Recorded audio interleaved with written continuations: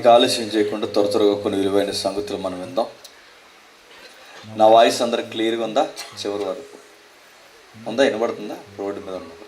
Okay. రాను రాను క్రిస్మస్ను కూర్చిన అలవాటు ప్రజలకు అవుతుంది, కానీ అసలు విషయాన్ని మాత్రం గాలి వదిలేస్తున్నారు. ప్రభు అయిన యేసుక్రీస్తు వారి ఈ భూమి మీదకి రావడానికి చాలా ప్రాముఖ్యమైన సంగతులు. ఆయన పుట్టుకను గురించి కానీ, ఆయన బోధించిన విధానాన్ని గురించి కానీ, ఆయన జీవించిన విధానాన్ని గురించి కానీ, ఆయన మరణించి తిరిగి లేచిన విధానాన్ని బైబిల్ రచయితలు, బైబిల్ సువార్థికులు చాలా భద్రంగా పొందుపరిచారు. వాటి లేఖనాలు మనం చదువుతున్నప్పుడు, వాటిని గురించి మనం ధ్యానిస్తున్నప్పుడు ప్రభువుని ఎలా అర్థం చేసుకోవాలని బైబిల్ దేవుడు కోరుకున్నాడో ఆ విధంగా అర్థం చేసుకోవడంలో కాస్త రాను రాను సంఘాలు వెనకబడుతున్నాయని చెప్పాలి. ఉదాహరణ చెప్తాను, వినండి. ఒక దూరదేశంలో ఒక తండ్రి ఉన్నాడట. ఆ తండ్రికి ఈ కూతురు అంటే చాలా ఇష్టం. ఆ కూతురుతో ప్రతిరోజు మాట్లాడాలని తనకి చాలా ఆశ ఉంది. ఆ తండ్రితో మాట్లాడాలని ఆ కూతురుకు కూడా చాలా ఆశ ఉంది. రోజు మాట్లాడుకుంటున్నారు, దూరదేశంలో ఉన్నారు కనుక మాట్లాడుకుంటున్నారు. ఆ మాట్లాడుకుంటున్న ఆయన చేస్తున్న వ్యాపారము, ఆయన బిజీ స్కెడ్యూల్లో మాట్లాడడానికి ఆయనకు అవ్వట్లేదు కనుక నా కూతురికి నా తరపున ఏదైనా జ్ఞాపకార్థంగా పంపించాలని చెప్పి ఒక జ్ఞాపకార్థంగా మాట్లాడే పక్షిని పంపించారు. విదేశాల నుంచి స్వదేశానికి ఆ పక్షి వచ్చింది, చకచకా మాట్లాడుతుంది. కొన్ని రోజుల తర్వాత తండ్రి అడిగాడు, అమ్మ నేను ఇచ్చిన గిఫ్ట్ ఎలా ఉంది, మాట్లాడుతుందా నీతో అంటే, అప్పుడు ఆ అమ్మాయి అంది, దాని 2 కాళ్ళు చాలా రుసుగా ఉన్నాయి. ఏమర్థమైంది? వాళ్ళ నాన్న గిఫ్ట్ని ఏ పర్పస్ మీద ఇచ్చాడు? నాకు బదులుగా ఆ పక్షితో మాట్లాడుతుంది. కానీ ఆ అమ్మాయికి ఏమర్థమైంది? కోసుకుని తినేయాలని అర్థమైంది. క్రిస్మస్ కూడా అలానే ఉంది. మానవ లోకం ఒక భయంకరమైన పాపంలో కొట్టుకుపోతున్నప్పుడు ఈ మానవ ప్రపంచాన్ని రక్షించడానికి తన సుతుడిని ఇరలోనికి పంపితే ఈ ప్రపంచం ఏం చేసిందో తెలుసా? చంపేసింది. ఆ రోజు మరణించి తిరిగి లేచిన ఆయన మళ్ళీ ఈ ప్రపంచంతో మాట్లాడాలనుకున్నప్పుడు ఈ పట్టాన్న అయినా ఏమైనా అర్థమైందంటే, ఏకంగా ఆయన పేరు చెప్పుకుని ఈరోజు క్రిస్మస్ పేరు మీద రకరకాల హడావులు చేస్తున్నారు. క్రిస్మస్ చెయ్యండి, నేను చెయ్యొద్దు అంటలేదు, కానీ ఆ క్రిస్మస్ దేవుడని ఎవరినైతే పిలుస్తున్నాడో ఆయన మదిలో కొన్ని ఆలోచనలు, ఆయన కొన్ని ఇష్టాలు ఉన్నాయి. అవి జరిగించినప్పుడు ఆయన చిత్తానుసారంగా ఆయన పేరు మీద మనం ఏదైనా కార్యక్రమం చేసినప్పుడు సర్వోన్నతమైన స్థలముల్లో ఆయనకి మహిమ కలుగుతుంది. భూమి మీద ఉన్న మనుషులకి సమాధానం కలుగుతుంది. అది ఎలా జరుగుద్ది? నేను చాలా ప్రాంతాల్లో ఇటీవల కాలంలో చెప్పిన వర్తమానం మీకు చెప్తున్నాను. ఒక్కసారి మత్తయి సువార్త దగ్గరికి రండి. మత్తయి సువార్త 2వ అధ్యాయం. మత్తయి సువార్త 2వ అధ్యాయం మొదటి 5 వచనాలు చదువుతాం. మత్తయి సువార్త 2వ అధ్యాయం మొదటి 5 వచనాలు ఎవరైనా చదువుతారా? రాజైన హేరోదు దినములయందు యూదయ దేశపు బెత్లెహేములో ప్రభు అయిన యేసుక్రీస్తు వారు పుట్టిన పిమ్మట ఇదిగో తూర్పు దేశపు జ్ఞానులు యెరూషలేమునకు వచ్చి, యూదుల రాజుగా పుట్టినవాడు ఎక్కడున్నాడు? తూర్పు దిక్కున. మేము ఆయన నక్షత్రము చూసి ఆయనను పూజింపవచ్చితమని చెప్పిరి. హేరోదు రాజు ఈ సంగతి విన్నప్పుడు అతడును అతడుతో కూడా ఉన్న యెరూషలేము వారందరూ కలవరపడిరి. కాబట్టి రాజు ప్రధాన యాజకులను ప్రజల్లో నుండి శాస్త్రులను అందరినీ సమకూర్చి క్రీస్తు ఎక్కడ పుట్టినని వారిని అడిగను. అందుకు వారు యూదయ బెత్లెహేములోనే, ఏలయనగా యూదయ దేశపు బెత్లెహేమా, నీవు యూదా ప్రధానులలో ఎంత మాత్రము అల్పమైన దానవు కావు. ఇశ్రాయేలును నా ప్రజలను పరిపాలించు అధిపతి నీలో నుండి వచ్చు. ఆగుతాం. నిజాయితీ ఒప్పుకోండి. చదివింది ఏమన్నా అర్థమైందా? మన బంధు ఏమో అర్థం అవ్వలేదు, కానీ చదివాం. ఈ క్రిస్మస్ సీజన్లో సువార్తల మొదటి అధ్యాయాలు చదవడం మనకు అలవాటు. కానీ ఎందుకు చదువుతుందని ప్రశ్నించుకుంటే మనకు ప్రశ్నలో సమాధానం లేదు. ఏదో చదువుకుంటే ఆశీర్వాదం అని చదువుతుంది. ఏ వచనానికైనా, ఏ అధ్యాయానికైనా, ఏ పుస్తకానికైనా సమకాలీన చరిత్ర ఉంటుంది. బైబిల్ అనేది అనగనగనగానే రాసిన పుస్తకం కాదు. బైబిల్ అనేది ఎవరో కూర్చొని చెట్టు కింద కూర్చొని రాసిన కవులు రాసిన పుస్తకం కాదు. ఎవరో కొందరు మేధావులు కలిసి ఇది సొసైటీకి ఇలా రాస్తే బాగుంటుందని రాసేసిన కథనము, కథానాయకుల మెథాలజీ కాదు. బైబిల్ అనేది జరిగిన చరిత్ర. బైబిల్ అనేది జరిగిన చరిత్ర అని చెప్పడానికి రాసిన వ్యక్తి ఎవరు? మత్తయ్య. మత్తయ్య అంటే ఎవరు? మాస్టర్ గారు అనుకోకండి. మత్తయ్య గారు అంటే ఎవరు చెప్పిన? ప్రభుత్వం తరపున ప్రజల దగ్గర ముక్కు పిండి సుంకాన్ని అంటే ట్యాక్స్ వసూలు చేసే ఒక ట్యాక్స్ కలెక్టర్. ఇంకా మాట్లాడుకోవాలంటే అడ్డగోలు లంచాలకి, దొంగ సొమ్ముకి బాగా మరిగి డబ్బు బాగా కూడేసిన మన ట్రెండ్లో మాట్లాడుకోవాలంటే డబ్బుకు మరిగిన ఒక జలగ, లంచగొంటి. అలాంటి ఆయన్ని ప్రభు అయిన యేసుక్రీస్తు వారు మార్చాడు. అలాంటి ఆయన ప్రభు అయిన యేసుక్రీస్తు వారి మాటలకు పొడవబడ్డాడు. నేను అడుగుతున్నాను, లంచాలకు బాగా మరిగి అటు ప్రభుత్వం తరపున ప్రజల తరపున అడ్డగోలుగా సొమ్ము సంపాదించే వాళ్ళని వచ్చిన వెంటనే మారంటే మారిపోతారా? వాళ్ళ మారాలంటే బలమైన కారణాలు ఉండాలి. వాళ్ళ మారాలంటే బలమైన ఆధారాలు ఉండాలి. వాళ్ళ మారాలి అంటే వాళ్ళ మారిన దానికి బలమైన సాక్ష్యం ఉండాలి. అలాంటి ఆయన మారాడంటే ఎందుకు మారాడు? అప్పటికే ప్రజల్లో సొమ్మును బాగా తిన్న ఆయన తన మనస్సును తాను చూస్తుంది. ప్రభు అయిన యేసుక్రీస్తు వారి బోధలు మొదటి 100 ఏళ్లలో అంటే 2000 సంవత్సరాల క్రితం ఇలాంటి దుర్మార్గుల్ని, లంచగొండుల్ని పొడవడం స్టార్ట్ చేశాయి. మీ అధికారులు మిమ్మల్ని అడగకపోవచ్చు గాక, మీ సామంతులు మిమ్మల్ని అడగకపోవచ్చు గాక, ఈ పేద ప్రజల నుంచి ముక్కు పిండుతున్న ఈ డబ్బు మిమ్మల్ని అడగకపోవచ్చు. కానీ గుర్తుపెట్టుకోండి, దేవుని న్యాయ సింహాసనం అనేది ఒకటి ఉంది. నిన్ను, నీ పిల్లల్ని అడ్డగోలు సంపాదనలు అడిగి కడిగి పడేస్తుందని ఈయన బోధలు ఎప్పుడైతే సొసైటీలో చేస్తున్నాడో ఆ బోధలకు భయపడ్డారు ఆ సమకాలీన ఇలాంటి లంచాలకు మరిగిన అధికారులు. ఆ వాస్తవాన్ని స్వీకరించారు. ప్రభు అయిన యేసుక్రీస్తు వారు వెళ్ళాడు. ఆ వెళ్ళిన ఆయన సుంకపు మెట్ట అంటే ట్యాక్స్ వసూలు చేసే ఒక రచ్చబండ ఉంది. ఆ రచ్చబండ దగ్గర కూర్చొని ట్యాక్స్ వసూలు చేస్తున్న మత్తయ్య దగ్గరికి వెళ్ళి, ఓయే మత్తయ్య నన్ను వెంబడించు. ఆ కూర్చుని ఉన్న ఆయన్ని వెంబడించమన్నాడు. Follow me. మీరు ఏం పడుతున్నారో ఏం చేస్తున్నారో తెలియదు. నువ్వు జనాల దగ్గర డబ్బులు పడుతున్నావు, నువ్వు జనాల దగ్గరికి వెళ్ళి చేపలు అమ్ముతున్నావు, నువ్వు చేపలు పడుతున్నావు, నువ్వు జనాలను పడుతున్నావు. నేను చెప్తున్నాను, మనుషుల్ని ఆత్మీయంగా పట్టేవారిగా మారుస్తాను రండి నా వెనక. ఆ ఒక్క మాటకి కదిలిపోయాడు. ఆ ఒక్క మాటకి మారిపోయాడు. మారిపోయిన వాడు ఒక విషయాన్ని తన మదిలో, ఆయన లెక్కల మాస్టర్ గనక, ఆయనకి సొసైటీ మీద అవగాహన ఉంది గనక, నా తదనంతరం ఈ సమాజానికి పచ్చి నిజం తెలియాలని రాయడం మొదలు పెడితే ఆ రాసిన డాక్యుమెంట్ పేరే మత్తయి సువార్త. ఇది ఎవరో రాసిన మత గ్రంథం కాదు. ఒక మేధావి మారిపోయిన తర్వాత ఈ సమాజానికి వాస్తవం, ఈ భూమి తిరుగుతున్నంత కాలం తెలియాలని అనుకున్నారు కనుక దాన్ని రికార్డ్ చేయడం స్టార్ట్ చేశారు. ఆ రికార్డెడ్ డాక్యుమెంట్నే సువార్తలు అంటారు. ఆ సువార్తలో ఒక సువార్త ఇప్పుడు మనం చదివే మత్తయి సువార్త. ఏమి రాస్తాడు మత్తయ్య? ఆయన రాస్తున్నప్పుడు అనగనగానే రాయలేదు. నేను రాస్తున్న దానికి ఆధారాలు ఉన్నాయి, నేను రాస్తున్న దానికి సాక్ష్యం ఉంది, నేను రాస్తున్న దానికి హిస్టరీ ఉంది, నేను రాస్తున్న దానికి జాగ్రఫికల్ ఎవిడెన్స్ అంటే భౌగోళిక సాక్ష్యం ఉందని ముడిపెడుతూ రాస్తున్నా. నేను రాస్తున్న దానికి ఆధారం ఏంటంటే, నేను రాస్తున్న టైంలో ప్రభు పుట్టాడు అనడానికి హేరోదు అనేవాడు పరిపాలిస్తున్నాడు. ఇప్పుడు చెప్పండి, పెద్ద మన కథ చెప్పమంటే ఏమని చెప్తుంది? కథ చెప్పండి. అనగానగా ఒక రాజు, ఓ దేశానికి రాజు, ఓ దేశం, ఆ దేశానికి పేరున్నది ఓ దేశం, ఆ దేశానికి రాజు, ఆ దేశానికి రాజున్న ఆ రాజుకి 7 కొడుకులు.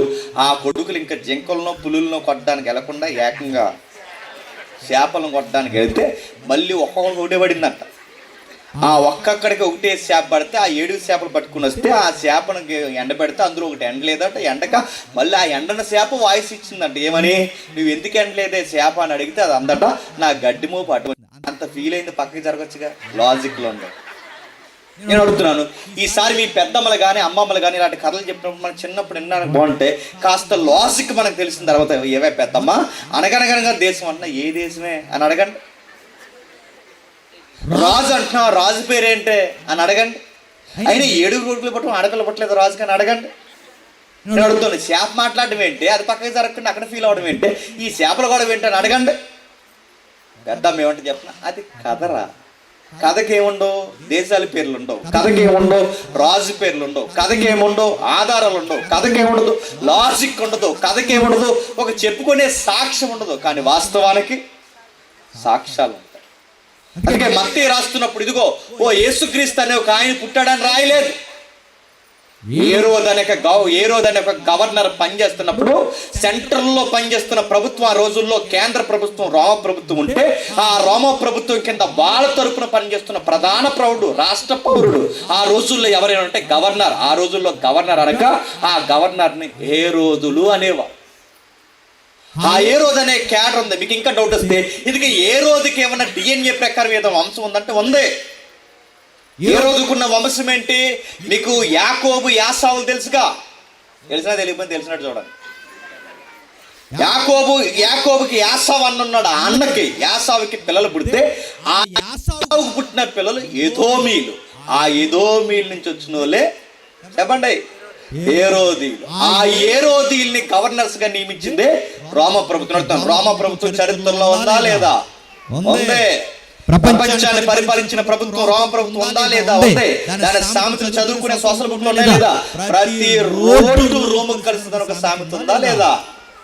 రోడ్ల నిర్మాణం పెట్టిన వాళ్ళు, చట్టాల పరిధిని విస్తరింపజేసిన వాళ్ళు, ఎవడు ఎక్కడికైనా ప్రయాణం చేసిన యూనివర్సల్ లా తీసుకొచ్చిన వాళ్ళు. అలాంటి ప్రభుత్వం పనిచేస్తే, ఆ ప్రభుత్వంలో గవర్నర్ ఒకరు పనిచేస్తే, ఈ గవర్నర్ ని యూదుల మీద అధికారిగా పెట్టారు. యూదుల మీద ఎందుకు అధికారి పెట్టారు? యూదులకు పట్టాన్ని ఒక గొడవ కదా, అన్ని గొడవలే యూదులు. ఏంటి? వాళ్ళకి పాత నిబంధన ధర్మశాస్త్రం ప్రకారం గొడవలు, విశ్రాంతి దినం పాటించకపోతే గొడవలు, సున్నతి చేసుకోకపోతే గొడవలు, ఎవరైనా ఆజ్ఞ అతిక్రమిస్తే గొడవలు, సాంప్రదాయాలు పాటించకపోతే గొడవలు, జాతి గొడవలు, సాంప్రదాయం గొడవలు, సివిల్ గొడవలు. ఇన్ని గొడవలు ఉంటే ప్రతి గొడవ తెచ్చి కేంద్ర స్థాయిలో పెడితే చెల్లుద్దా? అందుకే ప్రభుత్వం ఏం చేస్తుందంటే, ఆ ప్రభుత్వం ఆ జాతికి సెషన్స్ కోర్టు, జిల్లా కోర్టు, హైకోర్టు, సుప్రీంకోర్టు ఎలా ఉంటుందో ఆ రోజుల్లో కూడా కొన్ని బెంచ్లు ఏర్పాటు చేసింది. ఆ బెంచ్లు ఒకటి ఏంటంటే సన్హెడ్రిన్ సభ అంటారు. దాన్నే పెద్దల సభ. దాన్నే బైబిల్ అని చెప్పిన పరిసయ్యులు శాస్త్రులు అంటారు చూసారా, వాళ్ళనే సన్హెడ్రిన్ సభలో యాక్టివ్ మెంబర్స్ అనమాట. అంటే అది దిగువ స్థాయి సెషన్స్ కోర్టు లాంటిది అనమాట. ఏదన్నా గొడవ వస్తే ముందు పెద్దల దగ్గర తీసుకెళ్తారు. అంటే చూడండి, ప్రభు అయిన యేసుక్రీస్తుని అరెస్ట్ చేసిన వెంటనే ఎక్కడ తీసుకెళ్లారు? పెద్దల దగ్గర, ప్రధాన యాజకుడి దగ్గర తీసుకెళ్ళారు. ఆ ప్రధాన యాజకుడి దగ్గర ఎందుకు తీసుకెళ్లారంటే, ముందు కోర్టు ఏంటంటే వాళ్ళకి పెద్దల సభ. ఆ పెద్దల దగ్గర తీసుకెళ్తే అక్కడ తేలిన గొడవని నెక్స్ట్ స్టేజ్ ఏంటి చెప్పిన ఏ రోజు దగ్గర తీసుకొస్తారు. ఏ రోజు దగ్గర కూడా తేలకపోతే మూడో స్టేజ్ ఏంటంటే పిలాతు దగ్గర తీసుకొస్తారు. పిలాతు దగ్గర కూడా తేరకపోతే కైసరు చక్రవర్తి దగ్గర తీసుకొస్తారు. ఇది క్యాడర్. ఇప్పుడు చెప్పండి, ఏరోదు అనేది సెకండ్ బెంచ్ అన్నమాట. ఆ ఏరియాలో ఈయనకి ప్రతి గొడవ గవర్నమెంట్ దగ్గరికి రాకుండా వాళ్ళ మత సాంప్రదాయాలు అన్నిటినీ చక్కబెట్టడానికి వాళ్ళ మీద ప్రభుత్వం పెట్టిన మనిషే ఏరోదు. ఇప్పుడు బాగునండి, ఆ రోజుల్లో మన గవర్నర్ అంటాం, ఆ రోజుల్లో వాళ్ళు ఏమన్నారంటే రాజు, కింగ్ అన్నారు. ఇప్పుడు బాగునండి, ఈ కింగ్ దగ్గర కొంతమంది వచ్చారంట. ఎవరు వచ్చారు? తూర్పు దేశపు జ్ఞానులు. ఇప్పుడు చెప్పండి, తూర్పు దేశపు జ్ఞానులు వచ్చి రాజునే ఏమని అడిగారట? రాజు ఎక్కడ అని అడిగారు. ఇప్పుడు అడిగి ఎలా ఉంటుందండి చెప్పండి? రాజుకున్న వాడికి రాజు దగ్గర వచ్చి రాజు ఎక్కడంటే వాడి గవర్నమెంట్ సేక్ అవదా? పైగా నా హయాంలో, నా నియోజకవర్గంలో, నా యోధా ప్రాంతంలో ఇప్పుడు ప్రభుత్వానికి ప్రతినిధిగా ఉండగా కొత్త ప్రభుత్వం పుట్టిందంటే నువ్వు కళ్ళు పూసుకున్నావేట అధికారి, అక్కడ ఏదో కొత్త ప్రభుత్వం ఫామ్ అవుతుందంటే, మన ప్రభుత్వానికి వ్యతిరేకంగా మరలా ఒక కౌంటర్ ప్రభుత్వం ప్రారంభమవుతుందంటే, ఒక అపోజిషన్ ఫామ్ అవుతుందంటే నువ్వేం చేస్తున్నావు అక్కడ కోడిగిడ్డి మీద? చెప్పండి, ఎంట్రుగా బీగుతున్నావు అని అడుగుతాడు. అడగా నువ్వేం చేస్తున్నావు అక్కడ నిలబడి? నువ్వు పరిపాలిస్తున్నావు, పరిపాలించలేదా? ఏదో కొత్త ప్రభుత్వం అంటున్నారు, ప్రజల్లో కొత్త స్లోగన్ వచ్చింది, రాజు అంటున్నారు, కింగ్ అంటున్నారు. ఇలాంటి కింగ్స్ ప్రజల్లోంచి మాపు ఫామ్ అయితే మన ప్రభుత్వం పడిపోద్ది. నువ్వేం చేస్తావు? పైన ప్రభుత్వం ఎవరిని అడుగుతుంది?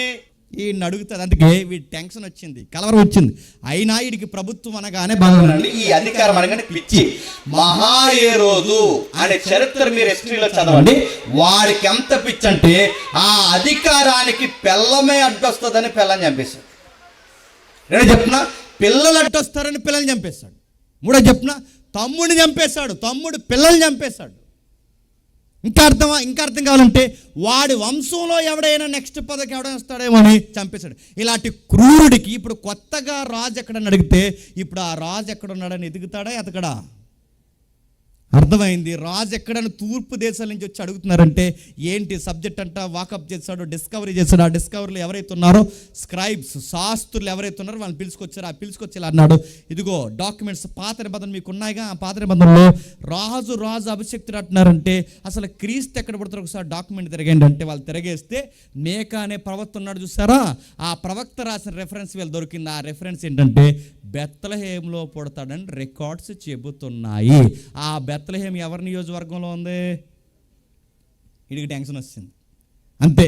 ఆ చూసిన టైం, తూర్పు దేశాల్లో చూసిన టైం చూశాడు, వచ్చిన సమయాన్ని రెండిటిని లెక్కేశాడు. ఆ లెక్కేస్తే వాడికి తేలిన లెక్క సంఖ్య 2 సంవత్సరాలు. ఎన్ని సంవత్సరాలు? 2 సంవత్సరాలు. 2 సంవత్సరాలు తేలిన దాన్ని మనం ఎట్లా చెప్పగలమంటే పిల్లల్ని చంపేయమన్నాడు. ఎంతమందిని? 2 సంవత్సరాల లోపు ఉన్న పిల్లల్ని చంపేమన్నాడు. ఇప్పుడు చెప్పండి, 2 సంవత్సరాల లోపు ఉన్న పిల్లల్ని చంపేమన్నాడంటే ఇప్పుడు తూర్పు దేశాల నుంచి జ్ఞానులు ప్రయాణం చేసి వస్తే ఇక్కడికి వచ్చే సమయానికి తూర్పు దేశపు జ్ఞానుల కంటే తూర్పు ప్రాంతాల నుంచి యెరూషలేం ప్రాంతానికి వచ్చేసరికి జ్ఞానులకి ప్రయాణానికి పట్టిన సమయం ఎంత? 2 ఏళ్ళు అన్నమాట. 2 ఏళ్ళ సమయం పట్టిందంటే మీరు జాగ్రత్తగా చూడండి. ఇంత దూరం నదులు, అడవులు, ఎడార్లు, ఇంకా అరేబియా ఎడారి తగిలి ఇన్ని ప్రాంతాలు దాటుకుంటా ఆ ప్రాంతానికి వచ్చిందంటే ఒక ప్రశ్న అడుగుతున్నాను, చెప్పండి. ఇంత దూరం తూర్పు దేశపు జ్ఞానులు ప్రయాణం చేసి రాజు ఎక్కడని అడుగుతున్నారంటే ఎందుకు వచ్చి ఉంటారు చెప్పండి? వాళ్ళు మనం ఎందుకు అనుకున్నాం చెప్పనా? బంగారం చెప్పండి, సాంబ్రాణి చెప్పండి, బోలము. నేను సీరియస్గా అడుగుతాను చెప్పండి. 2 ఏళ్ళు ప్రయాణం చేసి సాంబ్రాన్ని ఇవ్వడానికి 2 సంవత్సరాలు ప్రయాణం చేసి వచ్చారంటే ఏమన్నా బాగుందా? సాంబ్రాన్ని ఇజ్రాయెల్ దేశంలో దొరకదా? పాలస్తీనాలో దొరకదా? పక్కనున్న సిరియాలో దొరకదా? కింద ఉన్న బెర్షెబాలో దొరకదా? పైన ఉన్న లెబనాన్లో దొరకదా? ఈ పక్కన ఉన్న ప్రాంతాలు ఇజ్రాయెల్ దేశానికి సాంబ్రాన్ని దొరకదా? దొరుకుద్ది. మరలా అడుగుతున్నాను, వాళ్ళకి బంగారం దొరకదా? మనకన్నా నెంబర్ 1 గోల్డ్ ఎక్కడ దొరుకుతుంది చెప్పండి? ఆ ఏరియాల్లోనే దొరుకుతాయి.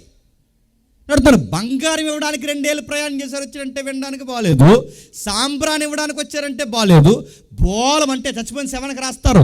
ఈ బోలం ఇవ్వడానికి వచ్చారంటే బాగాలేదు. అంటే ఈ మెటీరియల్ కోసం ఇంత దూరం రాలేదు. వీళ్ళు వచ్చింది దేనికంటే పదార్థం ఇవ్వడానికి కాదు. వాళ్ళ నోటంటే వస్తున్న మాట ఏంటంటే రాజు ఎక్కడా? ఇప్పుడు చెప్పండి, రాజు ఎక్కడని అడుగుతున్నారంటే రాజు రాజరికానికి, ఈ ప్రపంచానికి మీకు భయపెట్టే మాట చెప్తున్నాను, ఇప్పుడు జరుగుతున్న రాజకీయాలకి సంబంధం ఉందన్న మాట. మీరు క్రిస్మస్ అని కానీ హ్యాపీ క్రిస్మస్, మేరీ క్రిస్మస్ అని కేక్ కట్ చేసి సెకండ్ ఇచ్చుకుని వెళ్ళిపోవడం కాదు అడుగుతున్నాను. రాజకీయాలకు కూడా దడ పుట్టించేసే వార్తే చెప్పండి, రాజు పుట్టిన వార్త. మీకు భయం వేస్తుందేమో, నాకు భయం వేయట్లేదు, మీరు జాగ్రత్తగా వినండి. ఏం జరుగుతుందో కొంచెం జాగ్రత్తగా విందాం. ఒక్కసారి ఆది కాండానికి రండి. ఆది కాండం మొదటి అధ్యాయం 26వ వచనం చూడండి. దేవుడు మన స్వరూపమందు మన పోలిక చొప్పున నరులను చేయుదము, వారు సముద్రపు చేపలను, ఆకాశ పక్షులను, పశువులను, సమస్త భూమి మీద ప్రాకు ప్రతి జంతువును ఏలుదురుగాకనియు. ఇప్పుడు చెప్పండి, ఆది కాండం మొదటి అధ్యాయం చదువుతున్నప్పుడు దేవుడు ఎవరిని తయారు చేశాడు? మొదటి మానవులను తయారు చేశాడు. ఆ మానవుని తయారు చేసినప్పుడు దేవుడు ఎలా తయారు చేశాడంటే, మనం మాట్లాడుకుంటే ముల్లోకాలు అంటాం, పరలోకము, భూలోకము, పాతాళము. ఈ ముల్లోకాలని పరిపాలించేది ఎవరంటే మహారాజు. ఎవరు చెప్పండి? దేవుడు. ఆయన పరిపాలిస్తున్నప్పుడు ఈ భూలోకంలో మనుషులు సృష్టిస్తున్నప్పుడు అన్నాడట, నేను మహారాజుగా పరిపాలిస్తున్నాను, ఈ భూలోకాన్ని పరిపాలించవలసింది మానవుడా, నువ్వే అని భూమి మీద ఎగురుతున్న పాకుతున్న ప్రతి జీవరాశిని ఏలండి అని అడిగి చెప్పండి. ఏలేవారిని ఏమంటారండి? చెప్పాలి. ఏలేవారిని ఏమంటారు? రాజు అంటారంటే మొట్టమొదటి మానవుడిని తయారు చేసినప్పుడు ఏ ఉద్దేశంతో దేవుడు తయారు చేశాడు చెప్పండి? రాజు. అంటే ఆ రాజు కింద పనిచేసే చిన్న రాజు ఎవరన్నమాట? మానవుడు అన్నమాట. అడుగుతున్నాను, ఈ మానవుడు తిన్నంగా రాయల్టీ చూపించాడా? రాజరికం చూపించాడా?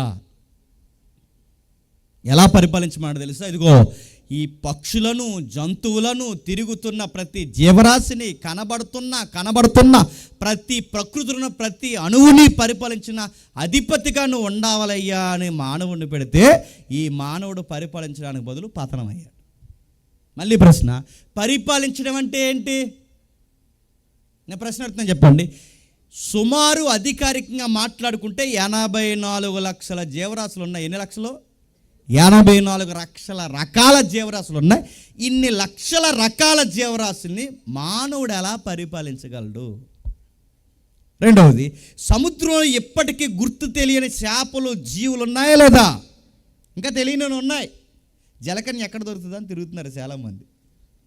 జలకన్య లేదులేండి, ఉండదు, కానీ తిరుగుతారు. నడుపుతున్నాను, ఎప్పటికీ రకరకాల జీవులు ఉన్నాయి, అర్థం కాని జీవులు ఉన్నాయి. కనబడని సూక్ష్మంగా అమెజాన్ అడవుల్లో ఎప్పటికీ తెలియని జీవులు రాత్రులు బయటకు వస్తున్నాయి అంటున్నారంటే ఇంకా ఈ భూమండలం మీద కనబడని అనేకమైన జీవరాశులు ఉన్నాయి. ఇంత జీవరాశుల్ని ఆదాము ఒక్కడే ఎలా పరిపాలిస్తాడు? నేను అడిగాను, బైబిల్ నేర్చుకున్న కొత్తలో ఎలా పరిపాలిస్తారని ఒక ఆయన్ని అడిగితే అన్నాడు, ఏముంది కర్రెట్టుకుని మేపడమే అన్నాడు.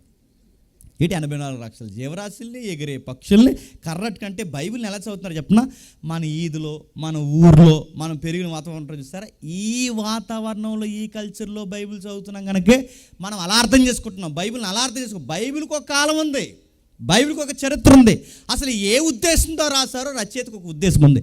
ఆ సెన్స్లో, ఆ టైం లైన్లో చదివితేనే విషయం ఏంటో నీకు అర్థమవుద్ది. ఈ టైంలో నిలబడి మన ఈదులో ఉన్న గొడవలతో చదివితే ఇదిగో కర్రట్టి మేపుతున్నట్టు ఉంటుంది. ఎవరు కర్రట్టి మేపడం కాదు, పరిపాలించడం అంటే ఏంటంటే దేవుడు మనకు చెప్పాడు, నువ్వు నా మాట వింటే ప్రకృతి, చెప్పండి, నీ మాట వింటా. నువ్వు నా మాట వింటే జీవులు నీ మాట వింటాయి. నువ్వు నా మాట వింటే నువ్వు నిలబడిన నేల నీ మాట వింటుంది. నువ్వు నా మాట వింటే ఎంటైర్ యూనివర్స్ అంతా ఎవరి మాట వింటుంది? నీ మాట వింటుంది. మీకు ఇంకా బాగా అర్థం కావాలంటే ఏలియా గారు తెలుసుగా బైబిల్లో. ఆహాబు ప్రభుత్వం, ఆహాబు ఎవరు? యెజబేల్ గారు ఆయన తెలుసుగా. ఆ యెజబేల్ ఆయన ఆహాబు సరిగ్గా పరిపాలించకపోతే ప్రవక్త ఏలి ఏమంటాడు తెలుసా? నీ ప్రభుత్వం సరిగ్గా పరిపాలించట్లేదు కనుక ఈ ప్రకృతి 3.5 సంవత్సరాల వర్షం పడడం మానేస్తుంది అన్నాడు. ఇప్పుడు చెప్పండి, ప్రభుత్వం సరిగ్గా పరిపాలించకపోతే ఏం పడ్డం మానేస్తాయి? వర్షాలు పడ్డం మానేస్తాయి, భూమి పంటడం మానేస్తుంది, నిత్యావసరాల వనరుల ఖరీదు పెరిగిపోద్ది, పంట దిగుబడి రాదు. మీకు గుర్తుపెట్టుకోండి, ఈ రోజుకి అదే జరుగుద్ది. ఏలియా కాలం నుంచి, ఆదాము కాలం నుంచి ఈ రోజుకి ఇదే జరుగుద్ది. అంటే నేను మొహమాట లేక చెప్తున్నాను, ఇదే జరుగుద్ది. మీకు కావాలంటే గుర్తుపెట్టుకోండి. ప్రాక్టికల్గా నన్ను పేర్లు అడగండి. కొన్ని ప్రభుత్వాలు వస్తే వర్షాలు పడవు, ఏ ప్రభుత్వాన్ని అడగండి.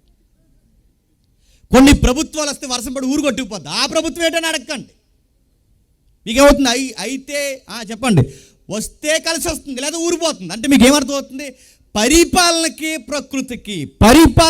ప్రకృతి చక్రానికి సంబంధాలు ఉంటాయా ఉండవా? దీన్నే పాలన అన్నాడు. దీన్నే పాలన. పరిపాలించు. ఏలంటే నీ ఏలిక సరిగ్గా లేకపోతే పంట పండదు. నీ ఏలిక సరిగ్గా లేకపోతే ఈ సాధు జీవులు కూడా నీ మీద తిరగబడతాయి. నువ్వు ఏలిక సరిగ్గా లేకపోతే నీకు పడే వర్షం పడదు, కురిసే వాన కురవదు, పండే పంట పండదు, వచ్చే ఆహారం దొరకదు, చివరికి ఆకలి దప్పులు తలమటించి పోతావు, చివరికి నీకు ఉల్లిపాయ కూడా నీకు రేటు పెరిగిపోతుంది. అంటే దేవుడు ఏం చెప్తున్నాడు చెప్పండి? ఆ రోజు నుంచి ఈ రోజు వరకు కూడా మనకు అర్థం కావాల్సింది చెప్తున్నా, మానవుడు సరిగ్గా ఉంటే సిస్టమ్ సరిగ్గా ఉంటుంది. ఈ సిస్టమ్ సరిగ్గా లేకపోతే చెప్పండి, ఆ సిస్టమ్ సరిగ్గా ఉండదు. ఆదాము పరిపాలన సరిగ్గా రాయల్టీ చూపించకపోతే దేవుడు ఏమన్నా చెప్పినా, నీ నిమిత్తము నేల శపింపబడింది. దేవుడు కూడా మరొక మాట అన్నాడు, నీవు నా మాట వినకుండా ఎవరి మాట విన్నావు? నీ భార్య మాట విన్నావు. ఆ మాట ఉంది బైబిల్లో, చూసారు లేదో? నీ భార్య మాట విని తినొద్దని నీకు ఆజ్ఞాపించినా చెప్పండి. దేవుడు ఏమంటాడు చెప్పండి? నువ్వు నా మాట వింటే ప్రకృతి తింటుంది, నువ్వు నా మాట వినకుండా ఎవరి మాట విన్నావు? నీ భార్య మాట విన్నావు. వినొచ్చా? ఆయన విన్నాడు ఆయన. ఎందుకంటే చెప్పిన ఆవిడ చెప్పిన వెంటనే అడిగితే బాగుండు, ఏంటమ్మాయి ఆ మంచి వృక్షఫలం దగ్గరికి వెళ్ళొద్దు అన్నాడు, నువ్వేంటి తిందామట్నో, దేవుడికి వ్యతిరేకమైన పనులు చేస్తే మన యొక్క ఆరోగ్యం మీద పడుతుంది, భవిష్యత్తు మీద పడుతుంది, ఆయుష్ మీద పడుతుంది, ఆజ్ఞ అతిక్రమిస్తే పాపం అవుద్దని అంటే బాగుండు. అడగలేదు ఆవిడని అడగడు ఈయన. ఎందుకంటే ఆవిడని చూస్తేనే పాటలు చేత ఈయనకి. ఎవరికి? మన నాన్నగారికి. ఎవరికి? ఆవిడని చూస్తే నా ఎముకనా నా మాంసం, ఈ పద్యాలు పాడుకుంటూ తిరిగాడు తప్ప ఇదేంటి గొడవని అడిగాడా?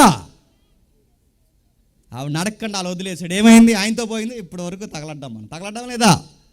చాలామంది అంటున్నారంటే ఆదాం ఏదో చేస్తే మాకేంటంటే నడుతున్నాను. ఎవరికి పుట్టావు? ఆదాం పుట్టావు. మరి అయ్యికి పుట్టినవన్నీ మనకు రావా? నడుతున్నాను. మన తండ్రి బాగా సంపాదించాడు అనుకోండి, తర్వాత సుఖపడేది ఎవరు? మన అయ్యి తాగుపోతా అనుకోండి, తర్వాత నష్టపోయేది ఎవరు? మనం. నష్టపోయినప్పుడు మాత్రం అడుగుతున్నాం, మరి సుఖపడినప్పుడు ఎందుకు అడుగు? నా మాటలు మీకు అర్థమవుతలేదు. అయ్యికి పుట్టాం కాబట్టి మనకు వస్తాయంటే వస్తాయి. ఏమి తాతకు బట్టపొర ఉంటే నీకు రావట్లేదా? వస్తుందా లేదా? మీ తాతకు షుగర్ ఉంటే నీకు రావట్లేదా? డిఎన్ఏ ప్రకారం జన్యు ప్రకారం వస్తుంది. అరే షుగర్లో డిసీజ్లే మనకు వస్తున్నప్పుడు ఆదాముకు పుట్టినప్పుడు ఆ స్వభావాలు రావా? వచ్చాయి. ఒకప్పుడు పెళ్లి చేసినప్పుడు మీరు జాగ్రత్తగా వినండి. పెళ్లి చేసినప్పుడు ఎవరికైనా పెళ్లి చేస్తే ఇటు 7 తరాలు చెప్పండి, ఇటు 7 తరాలు చూస్తారు. ఎందుకు? 7 కలిపి 14 లక్షలు ఇస్తారని కాదు. ఎందుకు 7 తరాలు చూసేవారు? ఈ 7 తరాలు చూస్తే ఇందులో కుదురులేని మగాడు ఎవడైనా ఉంటే ఆడ ముత్తాతల బుద్ధి కానీ ఈ పెళ్లి కొడుకు కానీ వస్తే ఈ పిల్లని రాసి రంపాన్ని నెట్టేస్తాడు అని చెప్పి ఆడ బుద్ధి కానీ ఇటు వస్తుందేమని చెప్పి 7 తరాలు చూసి ఆవిడ పెళ్లి చేసేవారు. ఇప్పుడు 7 ఇస్తారా? 5 ఇస్తారా? 2 ఇద్దరు నీ బంద్ ఇస్తారు, నీకు ఇస్తారు, రెడీగా ఉండి ఆటేసి పోదు. కానీ ఇప్పుడు అడుగుతున్నాను, ఆడపిల్ల సైడ్ కూడా చూసేవారు 7 తరాలు. ఎందుకు చూసేవారు? అందులో కుదురు లేకుండా, భర్తతో సరి అయిన కాపురం చేయకుండా, గయ్యాల గంప ఎవరైనా ఉంటే ఆ బుద్ధి కానీ, ఆ తాతమ్మ బుద్ధి కానీ, లేదా ఆ బామ బుద్ధి కానీ, అమ్మమ్మ బుద్ధి కానీ, ఆ బుద్ధి కానీ వీళ్ళకి వస్తుందేమి, పిల్లకి వస్తే మళ్ళీ కాపురం ఈదెక్కిచ్చేస్తుందని చెప్పి ఈ 7 తరాలు చూసి అప్పుడు ఈ పిల్లని చేసేవారు. ఈ 7 తరాలు చూసి అప్పుడు ఈ పిల్లని చేసేవారు. ఇప్పుడు ఎక్కడ చూస్తున్నారు? ఫేస్బుక్లో చూసుకున్నారంట, ఇన్స్టాల్లో ఓకే చేశారట, ట్విట్టర్లో ఓకే చెప్పారట. ఎంత వీళ్ళ తల్లిదండ్రులు ఒప్పుకోకపోయినా మేము ఒప్పేసుకున్నాం, మీరు కానీ మాకు అడ్డొచ్చారంటే కేసు ఎడతామన్నారంట. అది నేను చెప్తున్నాను, స్వభావాలు వస్తాయంటే వస్తాయి, స్వభావాలు ఉంటాయంటే ఉంటాయి. అప్పుడప్పుడు పెద్దోళ్ళు తిడతారు, రే వీడికి తాత బుద్ధి వచ్చింది ఏంట్రా అంటారనరా. ఆదాము ఎప్పుడైతే పతనమయ్యాడో, నేరోగా పడ్డాడో, ఆ పడిన తర్వాత ఆదాము యొక్క నెరవేర్చవలసిన పరిపాలన దేవుడు మళ్ళీ ఎవరికి ఇచ్చాడు చెప్పనా? నోవహుకి ఇచ్చాడు. నోవహు ద్వారా పరిపాలించవయ్యా నోవహుకిస్తే నోవహు ఏం చేశాడు? ద్రాక్షరసం తాగి పడ్డాడు. ద్రాక్షరసం తాగి నోవహు పడితే నడుతున్నాను. ఆ ద్రాక్షరసం తాగి పడినప్పుడట మత్తుకుండే ప్రమాదం ఏంటి చెప్పినా, ఒంటి మీద గుడ్డ ఉందో లేదో కూడా మత్తు మనకి చెప్పదు.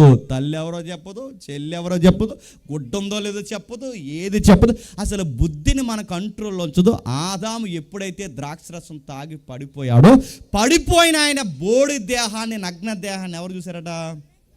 పిల్లలు చూసారట. అడుగుతున్నాను, పిల్లల దేహాన్ని చూస్తే నోవహు కొడుకులు ఏమారు చెప్పండి? శాపానికి గురయ్యారు. ఎవరో పాస్టర్ గారు అన్నమాట నేను అంటున్నాను, గుర్తుపెట్టుకోండి. నోవహు మగాడు, నోవహు కొడుకులు మగాళ్ళు. చాలామంది యంగ్ బాయ్స్ ఉన్నారు కానీ మీకు చెప్తున్నాను జాగ్రత్తగా. ఒక మగాడు దేహాన్ని మగాడు చూస్తే ఆ తరంలో ఏమైంది? శాపం అయింది. ముఖ్యాంశాలు మరోసారి జాగ్రత్తగా వినండి. ఒక మగాడు దేహాన్ని ఒక మగాడు చూస్తే ఏమైంది? శాపమైంది. ఈరోజు సొంగగార్చుకుంటూ వాల్ పోస్టర్లని, బ్లూ ఫిల్మ్లని, ఫోర్న్ వీడియోస్ అని, యూట్యూబ్లని, గూగులని ఈ చెత్త చూస్తున్న వారు పరాయి దేహాన్ని చూసి గుర్రాల్లా సెకిలిస్తున్న వారి యొక్క భవిష్యత్తు ఏమవుతుంది?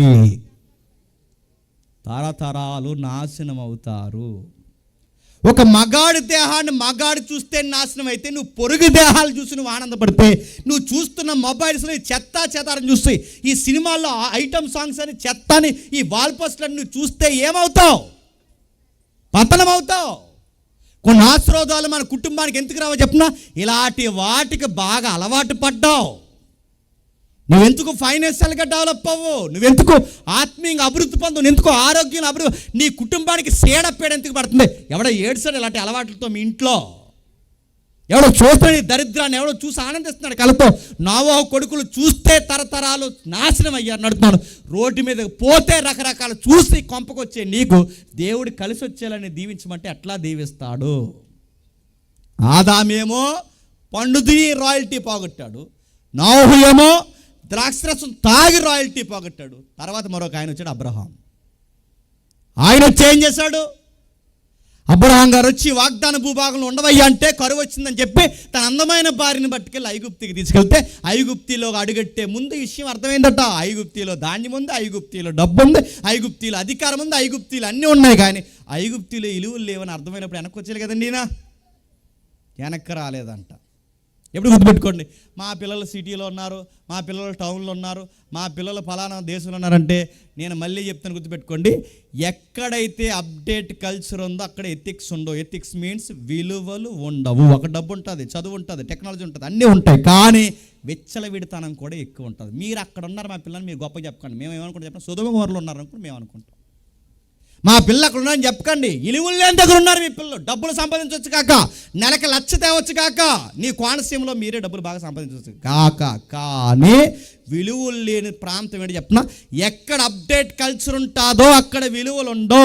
సిటీలో ఉన్నారని గొప్పగా చెప్పకండి. ఆ రోజు ఐగుప్తి ప్రపంచ దేశాలు అభివృద్ధి పొందిన దేశం. ఆ దేశంలో ఏమని చెప్పండి, అన్నీ ఉన్నాయి. కానీ ఆ దేశంలో వావి వరసలు లేవు. పొరుగోడు సంసారంలో ఉన్న భార్యను కూడా ఎత్తుకుపోతారు. బాగా వినండి, అలాంటి దరిద్రం దాపరించింది ఆ దేశానికని అబ్రహాం గారికి తెలిసినా ఆ అమ్మాయితో, క్షమించండి, అమ్మమ్మతో, ఎవరు శారమ్మతో అన్నట్టు, అప్పటికి 60 సంవత్సరాలు ఆవిడికి. శారమ్మతో అన్నాడట, నువ్వు చాలా అందంగా ఉన్నావు, నీ అందం నా ప్రాణ ప్రమాదం వేయలో ఉంది, అందరూ చూస్తుండగా నేను సీరియస్గా సెల్లి అని పిలిచేస్తాను, అందరూ చూస్తున్నాను, నువ్వు నన్ను చెప్పండి. ప్రపంచంలో ఏ భర్త అలాంటి పరీక్ష అట్టకూడదండి ఏ భార్యకి. ఆవిడ విన్నది. ఆవిడ ఎంత విధేయత అంటే ఆయన ఏం చెప్పినా వింటది. సీరియస్గా ఆవిడ అన్నయ్యని పిలిచేస్తుందట, సీరియస్గా ఈయన చెల్లెని పిలిచేస్తున్నాడట. ఆ సీరియస్గా అక్కడ రోడ్లో ఏదైతే ఉందో ఐగుప్తి రోడ్డు మీద వెళ్తున్నప్పుడు ఐగుప్తి స్త్రీలు, ఐగుప్తి అధికారులు అందరూ చూసి ఆ పైన సింహాసనం కూర్చున్నవాడు చూసి ఈవిని చూసి మురిసిపోతున్నాడు. ఈవిడ ఏదో 20 సంవత్సరాల అమ్మాయి అనుకుంటున్నాడు, 60 సంవత్సరాలు ఆవిడకి. కానీ ఆవిడ అలా కనబడుతుంది. ఎవరు? శారమ్మ. శారమ్మ ఏమో సొంతూరేమో వాళ్ళలేదు, దేవుడిచ్చిన అందం. ఈ మధ్య ఏది పడుతుంది రాస్తే తొక్క తెల్ల ఎర్రగా అయిపోతుంది. మరి అది ఏటో అదే రాస్తున్నారు, అదేదో రాసేస్తున్నారు. ఇప్పుడు రాయకండి, పోతారు, క్యాన్సర్ వచ్చి. మళ్ళీ చెప్తున్నాను, ఎలా ఉన్నది న్యాచురల్గా ఉండండి, ఎలా ఉన్నది అలా ఉంచండి. కాకపోతే మీకు ఏమంటే న్యాచురల్గా ఏదన్నా వాడితే వాడండి, అంతేగాని ఏ చెత్త పడితే ఆ చెత్త వాడితే తెలుగులో సామెత ఉంది, ఎలకతోలు ఏడాది ఉతికిన నలుపు నలుపే కానీ తెలిపోదు, నువ్వు 2 నిమిషాలు బయటకు వస్తే మళ్ళీ ఒరిజినాలిటీ వచ్చేస్తుంది. కాబట్టి శారమ్మ ఒరిజినాలిటీ, తన అందాన్ని చూసి ఫిదా అయ్యాడు. ఐగుప్తి సింహాసనం ముందు ఉన్న రాజు ఏం చేశాడంటే వాడు అన్నాడు, అబ్రహాం గారిని బావగారు అనుకుంటున్నాడట. ఆడికి అనుకుని ఈవిడ గిఫ్ట్లు ఇస్తున్నాడు, ఈయన గిఫ్ట్లు ఇస్తున్నాడు. ఎవరికి? ఇలాంటి దుర్మార్గమైన పనులు అక్కడ జరుగుతున్నప్పుడు పోయినప్పుడు ఏం జరిగింది చెప్పండి. దేవుడు దిగాడు, రాత్రి ఒక వార్నింగ్ ఇచ్చాడు, అబ్బాయి నువ్వేనుకుంటున్నావు ఆయన సెల్లు ఏం కాదురా, వాళ్ళ అమ్మాయి వాళ్ళ ఆవిడ, నువ్వు తెల్లారేసరికి పంపలేదంటే మొత్తం నీ కుటుంబాన్ని వ్యాధులు చేసి చంపాడేస్తాను ఏమనుకుంటున్నాను. కానీ ఆడి కంగారు వచ్చి, ఏం బాబు చెల్లన్నో ఎవరు, రాత్రి దేవుడు నాకు వార్నింగ్ ఇచ్చాడు తీసుకెళ్ళిపోన్నప్పుడు ఆ వస్తూ అబ్రహాం ఏం తీసుకొచ్చాడు చెప్పండి, ఓ పెద్ద శాపం తెచ్చుకున్నాడు. ఆ శాపం ఏంటి చెప్పిన, ఇదే దేశంలో నీ పిల్లలు 400 సంవత్సరాలు బానిసలుగా ఉంటారని ఒక ప్రవచనం తెచ్చుకున్నాడు. నా మాటలు మీకు అర్థమవుతున్నాయా? ఆదామేమో రాయల్టీ ఒకలా పోగొట్టాడు, నోహు ఏమో రాయల్టీ ఒకలా పోగొట్టాడు, అబ్రహాం ఏమో తన పిల్లల భవిష్యత్తును ఐగుప్తికి ఏం చేశాడు చెప్పండి, బానిసలు అవుతారని ఒక ప్రవచనం పట్టుకుని వచ్చాడు. తర్వాత ఏమైంది? ఆ బానిసలు అయిపోయిన వారిని విడిపించడానికి దేవుడు ఒక నాయకుని పుట్టించాడు. ఆ నాయకుడి పేరు మోసే. నా మాటలు మీకు అర్థమవుతుందో లేదో? మత్తయి సువార్త దగ్గరికి వస్తున్నాం, బాగా వినండి. ఎప్పుడైతే మోసే గారిని పిలిచారో ఆ మోసే గారు వచ్చిన తర్వాత మోసే గారు ఏం చేశారు? బండతో మాట్లాడవయ్యి అంటే బండను కొట్టాడు. ఇశ్రాయేలు ఎదుట తన పరిశుద్ధతను, దేవుడు పరిశుద్ధతను తగ్గించాడు. దేవుడు కోపం వచ్చింది, మోసని ఇలా పిలిచాడు, ఆ పర్వతం ఎక్కమన్నాడు, ఆ దేశాన్ని చూడమన్నాడు. ఎలా ఉంది దేశం మోసే అనగానే చాలా బాగుంది అన్నాడు. దేవుడు మోమాటం లేకుండా మోసేకి ఒక మాట చెప్పాడు, నువ్వు వెళ్ళవా అన్నాడు. ఎందుకు ప్రభువా ఏటని అడగలేదు, ఎందుకంటే నాయకుడిగా లోబడ్డాడు. ఎందుకు వెళ్ళ చెప్పినా దేవుని పరిశుద్ధతను ప్రజల ఎదుట చెప్పండి తగ్గించాడు. ఇప్పుడు బాగుందండి. మోసే ఏమో మాట వెనుక ఒకలాగా ఆయాస పెట్టాడు దేవుడిని, అబ్రహాం ఒకలాగా. అంటే మీరు మీరు చూడండి, ఆదాము దగ్గర నుంచి పరిపాలించండి అంటే ఒక్కరైనా తిన్నంగా పరిపాలిస్తున్నారా? లేదు. ఆ తర్వాత ఇశ్రాయేల్ అందరూ కలిసి భయంకరమైన విగ్రహారాధన వైపు తిరిగారు. వాళ్ళని గైడ్ చేయడానికి దేవుడు 350 సంవత్సరాలు పరిపాలించడానికి 24 మంది న్యాయాధిపతులను తీసుకొచ్చాడు. మీకు అర్థమవుతుందో బైబిల్ ఎలా వస్తుందో? 24 మంది న్యాయాధిపతులు ఇస్తే ఆ 24 మంది న్యాయాధిపతులు మళ్ళీ దేవుడిని ఏం చేశారు చెప్పండి, ఆయాస పెట్టారు. ఒక్కరైనా తినంగా ఉన్నారా? ఒక ఆయనకి బలం ఇస్తే ఆయన వెళ్ళి దెలీలా తొడ మీద పెట్టాడు. ఒక ఆయన్ని పిరుకోని పరాక్రమశాలను చేస్తే ఆయన ఏం చేసి చెప్పిన హీరో వర్షిప్ అందుకున్నాడు. మరొక ఆయన్ని పరాక్రమశాలిగా చేస్తూ ఒక ఆయన బంగారం సొక్కాయి చేసుకుని సొక్కావుకే ఆరతలు అందించుకున్నాడు. ఒక్కరైనా తినంగా ఉన్నారా? ఆదాము, నోవహు, అబ్రహాం, మోసే, న్యాయాధిపతులు, ఈ న్యాయాధిపతులు చిట్ట చివరికి వచ్చేసరికి సమూయేలు అనే ప్రవక్త వచ్చాడు. ఆ సమూయేలు ప్రవక్త రిటైర్ అయిపోయాడు. ఆ సమూయేలు ప్రవక్త ప్లేస్లో సమూయేలు కొడుకులు వచ్చారు. తెలుగులో సామెత ఉంది, పండిత గర్భాన్న పరం సొంట్లో పుట్టారు. ఎవరికి? క్షమించండి, సమూయేలు గారికి. సమూయేలు గారు పుడితే సమూయేలు కొడుకులు ఏం చేశారు? లంచాలకు మరిగారు. ఏలీ కొడుకులు ఒకలా చెడిపోయారు, సమూయేలు కొడుకులు మరోలా చెడిపోయారు. సమూయేలు కొడుకులు సమూయేలుకే చెడ్డ పేరు తెచ్చేంతగా ఎదిగారు. దేశమంతా గుసగుసలు మాట్లాడుకుంది, ఇదేంటి తండ్రి ప్రాంటి ప్రవర్తన ఈ కొడుకులు లేదేంటి? సమూయేలుకో మాట చెప్పాలి. సమూయేలు ఉండగానే ఇలాంటి లంచాలకు మరిగి దొంగ తీర్పులు తెచ్చి పేదోళ్ళని అన్యాయం చేస్తున్నారని ప్రజల్లో గుసగుసలు స్టార్ట్ అయ్యి ప్రజలందరూ మాట్లాడుకుని వాళ్ళందరూ కలిసి ఒక వాయిస్ బయటకు ఇచ్చారు. ఆ వాయిస్ ఏంటి చెప్పనా? నువ్వు ఉండగా మాకు ఒక రాజు కావాలి అని. మనకి రాజు ఏంటయ్యా అని అడిగారు. మాకు అంత అనవసరం, నీ కొడుకులు నీ వంటి ప్రవర్తన గలవారు కారు, నువ్వు ఉండగానే ఎలా చేస్తున్నారంటే మాకు నచ్చలేదు. సకల రాజ్యాల మర్యాద చొప్పున మాకు కూడా ఒక రాజు కావాలి. ప్రజలచే ఎంపిక చేయబడిన ప్రజాప్రభుత్వాలు మాకు కూడా కావాలని ఎప్పుడైతే ఈ రాజకీయ స్లోగన్ ప్రజల్లోంచి వచ్చిందో ఈ స్లోగన్ పట్టుకెళ్ళి సమూయేలు దేవుడు చెప్పాడు, అయ్యా దేవుడా ఇదిగో ప్రజలు రాజుని అడుగుతున్నారు అనగానే దేవుడు బాధపడ్డాడు. సమూయేలుతో దేవుడు అన్నాడు, నువ్వెందుకు బాధపడుతున్నావు? బాధపడాల్సింది ఎవరు? నేను. ఎందుకు ఆ మాటకు అర్థం ఏంటి చెప్పిన? దేవుడు అక్కడ చెప్పలేదు, కానీ ఆ మాటకు అర్థం ఏంటంటే నువ్వు బాధపడకు. ఎందుకంటే నీ కొడుకులే తిన్నంగా ఉండుంటే ఈ ప్రజలు ఏమడగరు చెప్పండి. అది ప్రాబ్లం ప్రజల్లోనే కాదు, ప్రాబ్లం పరిపాలించే నాయకులని మీ ఇంట్లో ఉంది. మీరే తినంగుంటే ప్రజల నోట రాజు కావాలని రాదు. పొలిటికల్ ప్రాబ్లం వచ్చిందంటే, రాజకీయం స్టార్ట్ అయిందంటే మీరు సరిగ్గా లేరు. నువ్వు ఉన్నంతకాలం రాజు కావాలని అనలేదు. నువ్వు ఉన్నంతకాలం న్యాయాధిపతిగా ఉన్నంతకాలం ప్రవక్తగా ఉన్నంతకాలం ఈ ప్రజల నోట రాజు కావాలని అనలేదు. కానీ ఇప్పుడు ఎందుకు అడుగుతున్నారు? ప్రాబ్లం నీ పిల్లల్లో కూడా ఉందని దేవుడు అంటూ, అందుకే నువ్వెందుకు బాధపడుతున్నావు? ఒక మాట చెప్పు ప్రజలకు వెళ్ళి, ఎవడైనా ఒక మనిషి మరొక మనిషికి పరిపాలకుడైతే, ఒక మనిషి మరొక మనిషికి నాయకుడైతే వాడు స్వార్థపరుడు. వాడు పిల్లల కోసం చూసుకుంటాడు, వాడి కూతుర్ల కోసం చూసుకుంటాడు, వాడి మనవళ్ళ కోసం చూసుకుంటాడు, వాడి జాతి కోసం చూసుకుంటాడు, వాడి వంశం కోసం చూసుకుంటాడు తప్ప వాడికి సంబంధించిన వారే బాగుపడతారే తప్ప మిగిలిన వారిని బాగుపరచరు. ఒకవేళ మీకేమన్నా వాడు ఉద్యోగాలు ఇస్తే వాడు రథాల ముందు పరిగెట్టించుకుంటాడు, వాడి వాహనాల ముందు పరిగెట్టించుకుంటాడు, వాడు తిన్న కంచాలు ఎత్తిస్తాడు, వాడు మాసిన వస్త్రాలు ఉతికిస్తాడు తప్ప మిమ్మల్ని మీ పిల్లల్ని బానిసలు చేసుకుని ఊడిగం చేయించుకుంటాడు. నా మాట వినండి, మీకు మనిషి మంచి పరిపాలన ఇవ్వడు, దేవుడే మీకు మంచి పరిపాలన ఇస్తాడు. మనుషులు జెండాల కింద దూరకండి అని చెప్పవయ్యా సమూయేలు అంటే, సమూయేలు ఉన్నట్టుగా ఇదే ప్రసంగం ప్రజలకు చెప్తే, ఇదిగో దేవుడు ఇలా అన్నాడు, మనిషి మనల్ని మంచిగా పరిపాలించడట, దేవుడే మనల్ని మంచిగా పరిపాలిస్తాడు. ఎంత మంచిగా అరణ్యంలో నీటి చుక్క పచ్చని మొక్క దొరకలేని టైంలో దేవుడు ఆహారం అంటే ఆకాశం నుంచి కురిపించాడు, అంత బాగా మనల్ని పరిపాలిస్తాడు. నీటి చుక్క లేనప్పుడు బండను బదులు చేసి నదులంత విస్తారమైన నీళ్ళు ఇచ్చాడే, అంత బాగా దేవుడు మాత్రం మనం పరిపాలిస్తాడు. మాట ఇచ్చి మాట నెరవేరుస్తాడు, వాగ్దానం ఇచ్చి వాగ్దానం నెరవేరుస్తాడు. మనుషులు వాగ్దానాలు ఇచ్చి నెరవేర్చరు. దయచేసి మనుషులు పరిపాలన కిందకి వెళ్ళకండి. మన పిల్లల్ని మనుషులు బానిసలు చేసుకుంటారని దేవుడు చెప్పాడంటే మొత్తం ప్రసంగం విని ప్రజలు అన్నారట, మమ్మల్ని తినేసేవాడే మాకు కావాలన్నారట. మాకు రాజే కావాలి, మమ్మల్ని తినేసేవాడు మాకు కావాలంటే దేవుడు బాధపడగలడు. ఇంకా ఇచ్చే అంటే అప్పుడు ఇశ్రాయేలులో పొడవైన మనిషి ఉన్నాడు. ఎవరైనా సరే ఆయన భుజాల దగ్గరకు వస్తారట. చాలా హైట్ ఉంది, లాంగ్ హెయిర్ ఉంది, బాగున్నాడు, చూసినట్టు ఎవరైనా సరే భలే ఉన్నాడు అనిపిస్తాడు. ఆ అందగాడి పేరు సౌలు.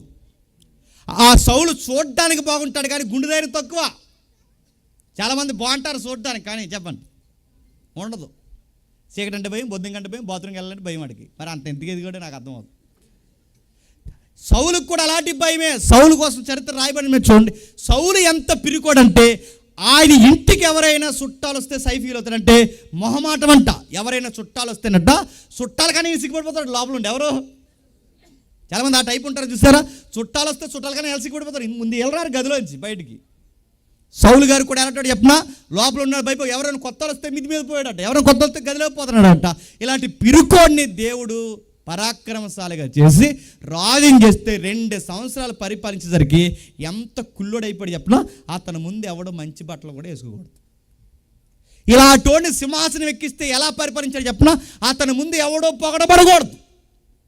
ఓ గొర్రెల కాపల కుర్రోడు 16 సంవత్సరాల కుర్రోడిని ఆయన ముందు పొగిడారు. అది దేశానికి మేలు చేశారని పొగిడితే ఆ పొగడతో తట్టుకోలేకపోయాడు. ఆ కుర్రోడి పేరు మీకు తెలుసు, దావీదు. ఆ కుర్రోడిని పొగిడిన పొగడత కూడా మీకు తెలుసు. దావీదుకి 10,000, సౌలుకి 1000. ఈ ఎప్పుడైతే సౌలుకి 1000, దావీదుకి 10,000 అన్నారో, ఏంటి రాజుకి 1000, ఏంటి గొర్రెలు కాసుకునేవాడికి చెప్పండి 10,000 అని చెప్పి ఆ రోజు అసీ పెట్టుకున్నాడు. వీడిని ఎలాగే వదిలేస్తే పబ్లిక్లో హీరో అయిపోయేలా ఉన్నాడని చెప్పి ఎలాగైనా సరే తొక్కేయాలని దొంగ అధికారి సౌలు అనుకుని పౌలు గారిని సౌలు గారు దావీదు గారిని ఎలాగైనా తీసేయాలనుకుని చెప్పి పరిగెట్టించాడు. ప్రజల పరిపాలన కన్నా నా పదవి ఎవరు లాగేసుకుంటాడన్న భయంతోనే చివరికి పరిగెట్టి ఆ అసూయ చేత దావీదుని చంపబోయి చివరికి తానే సూసైడ్ చేసుకుని చచ్చిపోయాడు.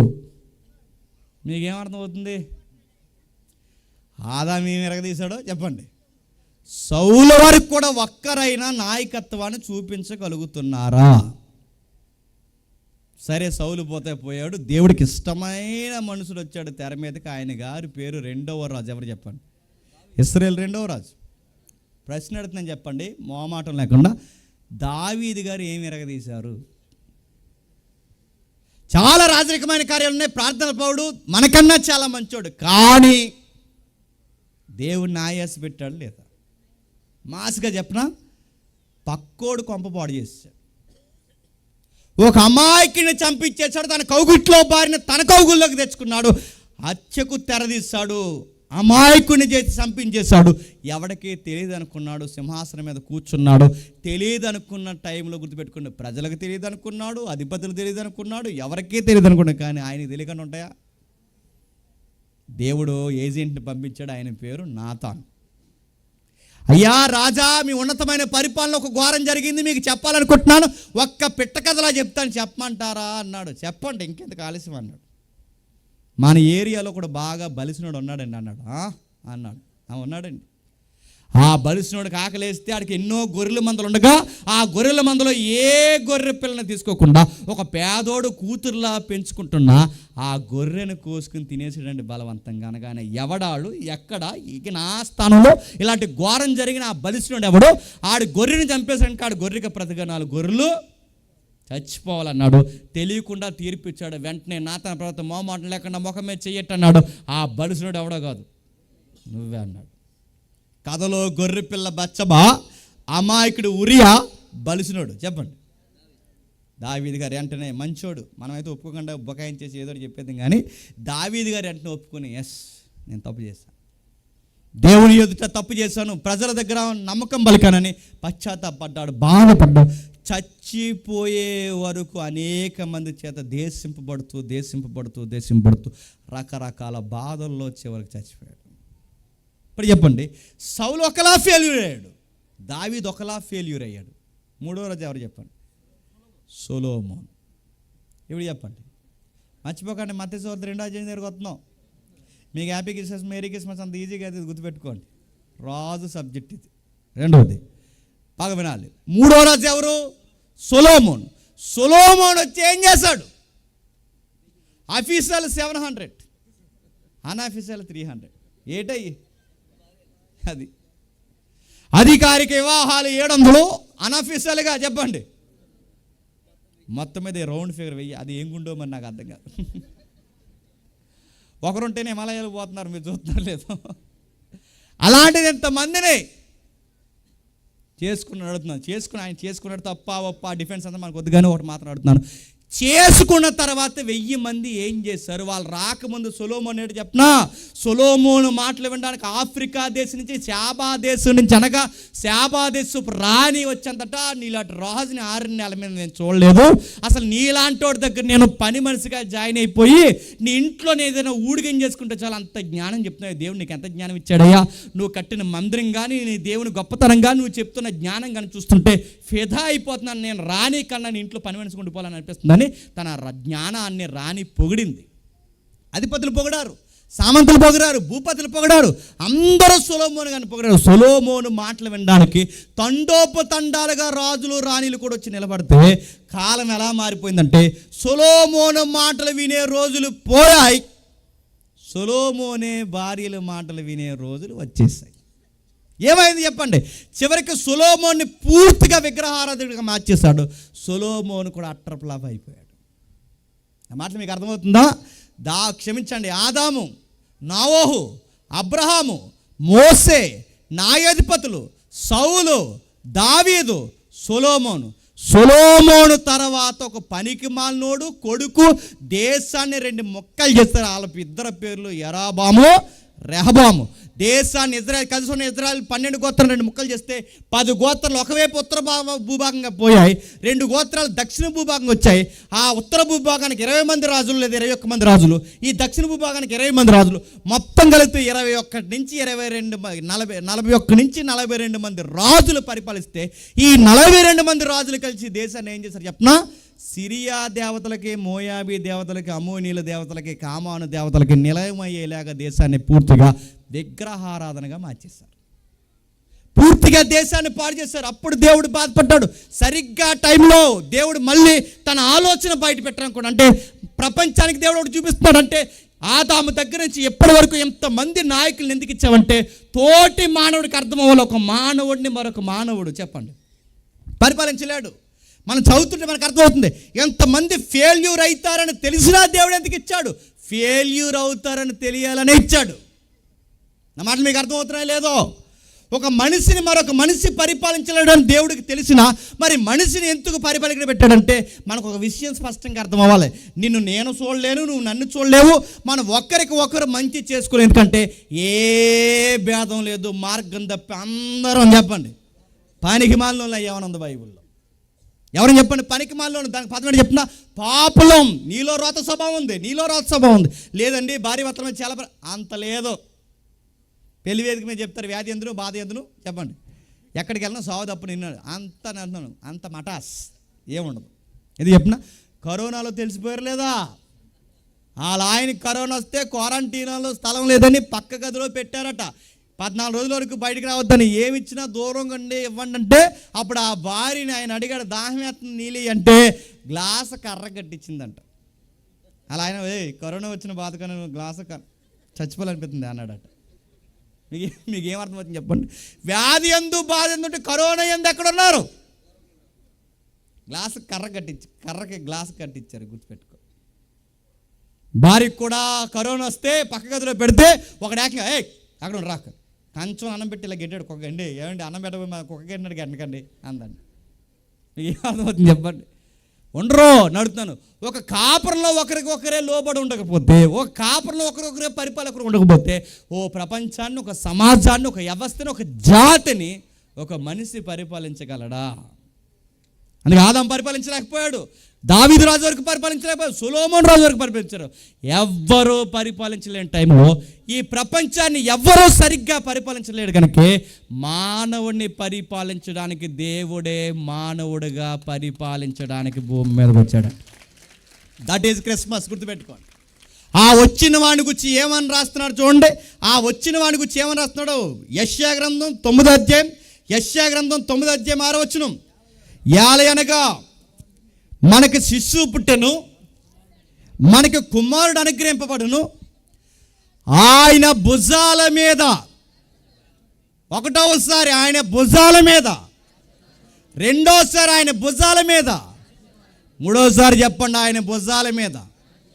ఇప్పుడు చెప్పండి ఆయన ఏ భారంతో పుట్టాడు? ఆదాము దగ్గర నుంచి చివరి రాజుల వరకు ఈ ప్రపంచంలో ఎవ్వరూ పరిపాలించలేని రాజకీయాన్ని, రాజ్యభారాన్ని భుజాల మీద పెట్టుకుని పుట్టాడు. మీకు ఇంకా బాగా అర్థం కావాలంటే జాగ్రత్త వినండి. యేసు ప్రభువు వారు ఎందుకు పుట్టారంటే స్థలం లేని వాళ్ళకి స్థలాలు ఇవ్వడానికి చెప్పండి, రోగాలు ఉన్న వాళ్ళకి రోగాలు తీయడానికి చెప్పండి. యేసు ప్రభువు ఎందుకు పుట్టారంటే ఈ మధ్య ఒక ప్రార్థన వచ్చింది, గ్యాస్ అయిపోయిన వాళ్ళు గ్యాస్ వేయడానికి కాదు. ఆవిడ ఎవరు చేస్తుంది కదా ప్రార్థన. ఇంట్లో ఎలకలు ఎక్కిపోయిపోతే 3 పిల్లలు పంపడానికి కూడా కాదు. ఎవరైనా అడగని అర్థమయ్యే వాళ్ళకి అర్థమవుద్ది. పప్పులో ఉప్పు ఎక్కువైపోయిందని పప్పులో ఉప్పు తగ్గించడానికి పుట్టలేదు ఆయన. అదో సాక్షి వేసింది, మీరు యూట్యూబ్లో చూసారు లేదు. ఆయన పుట్టిన దానికి ఇల్లు ఇవ్వడానికి, వాకులు ఇవ్వడానికి, జబ్బు తీయడానికి, గడ్డలు తీయడానికి, మీకు ఏదో అప్పులు ఇవ్వడానికి, డిఎస్సిలో ఒక మార్క్ ఇవ్వడానికి కాదు. ఆయన పుట్టిన దానికి చెప్పిన ఈ సొసైటీ బాగుపడాలి. ఈ సొసైటీ బాగుపడాలి అంటే నాయకత్వం బాగుండాలి. ఒక్క నాయకత్వం తినంగా ఉందా? మీరు ఏ నాయకుల కింద ఉండండి, ఏ జెండాల కింద దూరండి. నేను సీరియస్ చెప్తున్నాను, కొన్ని మాటలు మీకు భయపెట్టొచ్చు, కానీ నాకు భయం లేదని చెప్తున్నాను. నాగిటి మీద చెయ్యేసి సావో రేవో సవారు చెప్పడానికి ధైర్యం ఉంటా పోతా నేను చెప్తున్నాను మాత్రం మీరు ధైర్యంగా ఉన్నా, పోతా నేను పోతాను, మీరు ధైర్యంగా ఉండండి. నేను చెప్తున్నానండి, పంచాయతీ లెవెల్ నుంచి సెంటర్ల వరకు ఏ నాయకుడు గెలిచినా వాళ్ళ పిల్లలు, మనవాళ్ళు, వాళ్ళ జాతి బాగుపడతా తప్ప అందరికీ సమానమైన న్యాయం దొరుకుతుందా? దొరకదు. మళ్ళీ చెప్తాను, దొరకనివ్వరు. నువ్వు జెండాలు మోయి, ఆ పార్టీకి ఊడిగించాయి, నువ్వు కార్యకర్తకే నువ్వు వెన్నె కార్యకర్తగా ఉండో, నీ బతుకెప్పుడు కార్యకర్త గేటే, గుర్తెట్టుకో.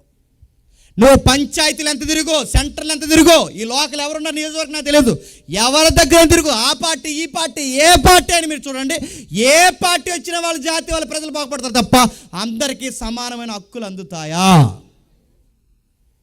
మీకు స్ట్రైక్ అయ్యే ఒక పాయింట్ చెప్తాను వినండి. వాగ్దానాలు చేస్తారు, ఆ పార్టీ అయినా ఈ పార్టీ అయినా, రేపు పొద్దున రాబోయే ఏ పార్టీ అయినా, సెంట్రల్ పార్టీ అయినా, స్టేట్ పార్టీ అయినా, ఏదైనా పంచాయతీ లెవెల్ అయినా వాగ్దానాలు చేస్తారు. వాగ్దానాలు చేస్తున్నారు. ఏమైనా వాగ్దానం చేస్తున్నారు? వాగ్దానాలు ఒక వాగ్దానం, సిగ్గుపడే వాగ్దానం ఏంటి చెప్పినా, ఆ వాగ్దానాల్లో సిగ్గుపడే వాగ్దానం.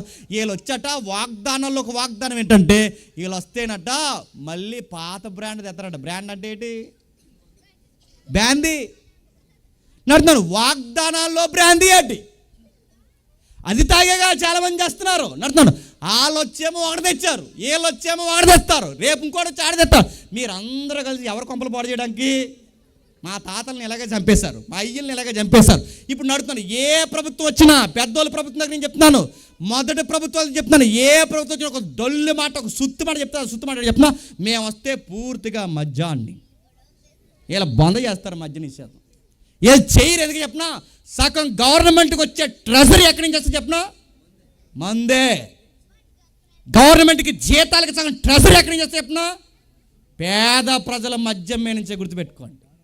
చెప్పండి, వాగ్దానాల్లో ఒక వాగ్దానం ఏంటి చెప్పినా, ప్రజలు బతుకులతో ఆడుకుంటారు. మళ్ళీ అడుగుతున్నా చెప్పండి, ప్రభుత్వాలు అన్యాయం చేస్తుంటే చేస్తాయి.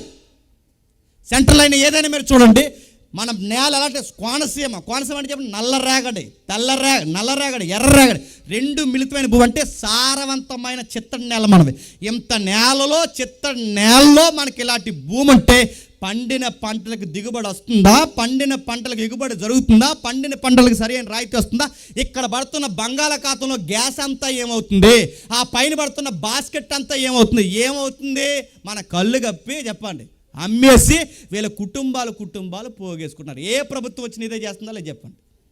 ఇప్పుడు చెప్పండి, ఇప్పటికే సెంటు నేల కోసం ప్రభుత్వాలు చుట్టూ తిరుగుతున్నారంటే ఏమనాలి? ప్రభుత్వాలు బాగున్నాయా?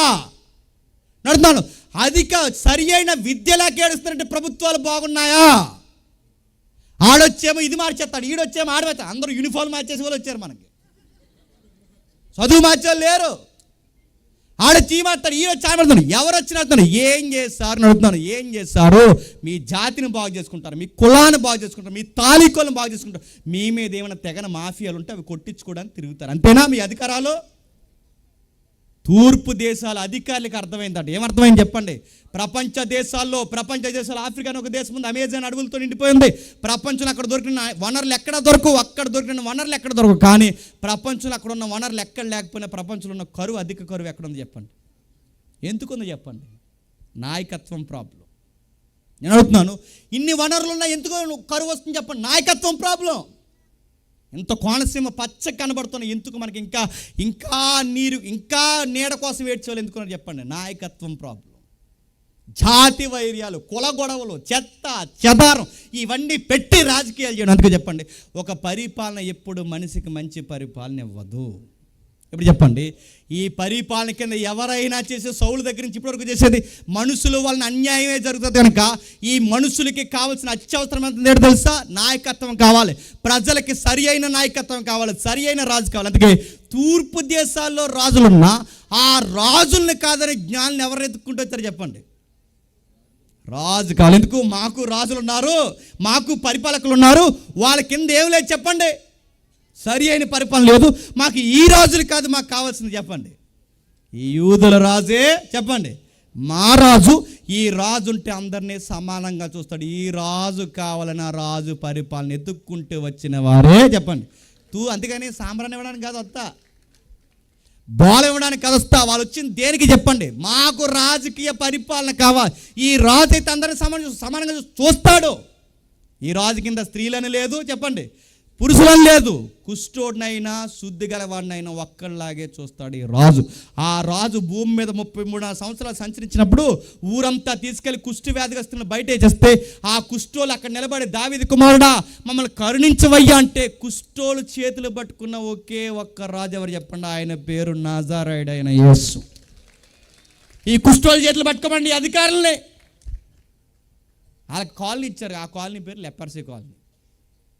నేను అడుగుతున్నాను, పేదోళ్ళ చూస్తారు, వ్యాధిగస్తులు చూస్తారు. ఒకరు చచ్చిపోతే శవ రాజకీయం చేయలేదు ఆయన. ఆ రాజు శవ రాజకీయం చేయలేదు. ఆయన చచ్చిపోతే ఏం చేశాడు తెలుసా?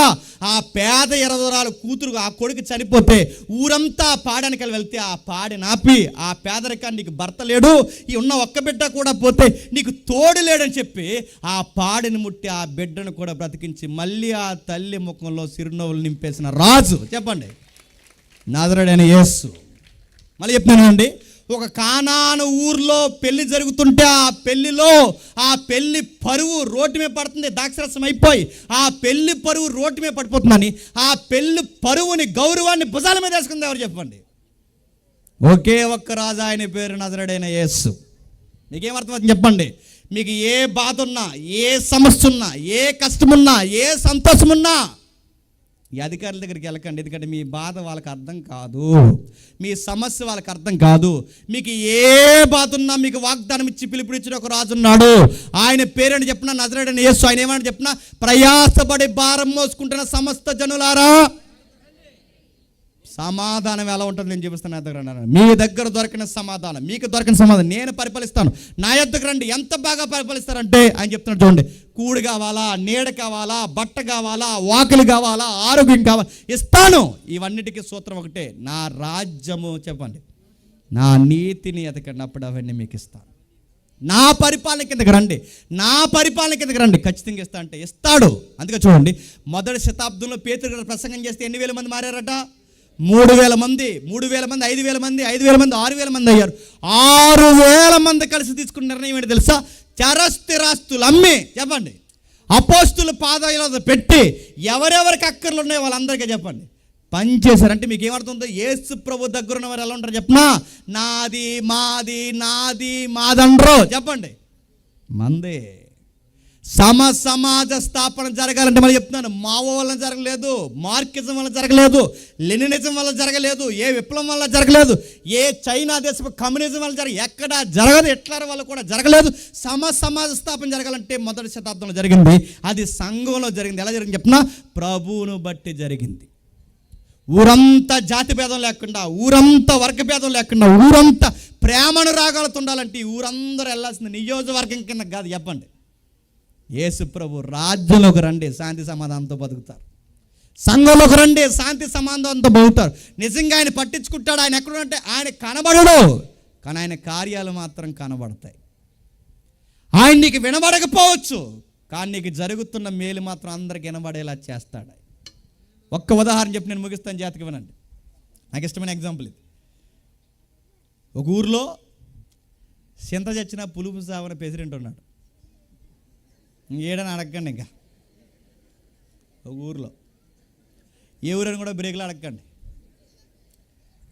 ఆ ఊరు కొత్తగా వచ్చిన డాక్టర్లు ఎవరైతే ఉన్నారో, ఆ డాక్టర్లు కొత్తగా వచ్చిన అమ్మాయిలు డాక్టర్లు ఎవరైతే ఉన్నారో, పెళ్ళైన అమ్మాయిలను కూడా బాధ పెట్టాడట. ఏమని? ఓ డాక్టర్ వెళ్ళరా, షుగర్ చూడు, ఇటు షుగర్ లేదు, షుగర్ చూడు, టీబీ చూడు.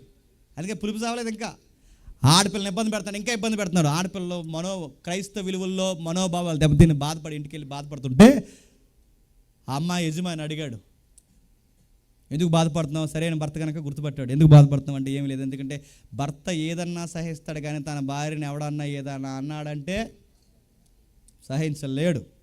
అది చెప్పకూడదు అనుకుంది. కాదండి, అలా కాదండి అంటే నాకు చెప్పలేనంత సీక్రెట్ నీ దగ్గరే ఉంది, నాకు కూడా చెప్పకూడదని అడిగాడు. ఆ మాటకు చెప్పేసింది, ఏం లేదండి ప్రెసిడెంట్ గారు చాలా ఇబ్బంది పడుతున్నారు, ఇప్పుడు ఆయన మేము చెప్పినట్టు చేయకపోతే సాయంత్రం డ్యూటీ దిగిపోయే ముందు బీపీ చూడమంటాడు, షుగర్ చూడమంటాడు, రకరకాల చేతులు పట్టుకునే ప్రయత్నం చేస్తాడు. తీరా అతనికి ఏదైనా మేము కంప్లైంట్ చేస్తే మా మీద రిపోర్ట్ రాస్తే ఇప్పుడు కొత్తగా వచ్చిన ఉద్యోగాలు మా పైన అధికారుల వల్ల మళ్ళీ మాకు ఇబ్బందులు కలిగితే అందుకే మేము ఏం చేయాలి మాకు అర్థం అవ్వట్లేదు, చాలా బాధకుంది, కూతురు వయసు ఉంటుంది మేము, కానీ తండ్రికి ఉన్న ఆయన మాతో ఇలా తప్పుగా బిహేవ్ చేస్తున్నాడంటే కోపం వచ్చి ఒక మాట అన్నాడు, కంప్లైంట్ ఇద్దామా అన్నాడు.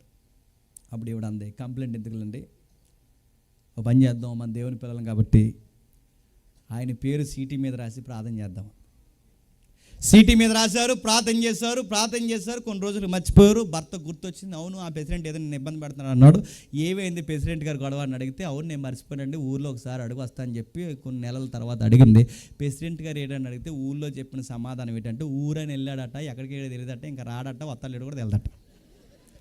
మీకు ఏం అర్థమైంది చెప్పండి. మిమ్మల్ని ఎవడైనా ఇబ్బంది పెడతాడు, ఏం మూతమని మళ్ళీ చెప్తున్నాను, మిమ్మల్ని ఎవడైనా ఇబ్బంది పెడితే సీటీ మీద పేరు రాసి రాజుకి చెప్పండి, ఊరు వెళ్తారు, రారు. నేను చెప్తున్నాను, మీరు గొడవ పెట్టుకుంటే ఎఫ్ఐఆర్, మీరు గొడవ పెట్టుకుంటే కంప్లైంట్, కానీ విషయం ఆయన దగ్గర ఉంటే ఏమవుతుంది చెప్పండి, ఊరు వెళ్తారు, రారు. ఇంకా నీకు బాధ ఉన్నా, నీకు గొడవ ఉన్నా, నీకు పగున్నా, మీకే పగ తీర్చుకోనక చెప్పండి, నాకు స్థలం ఇవ్వండి, నీ సమస్య ఏదైనా ఎవరు డీల్ చేస్తారు చెప్పండి.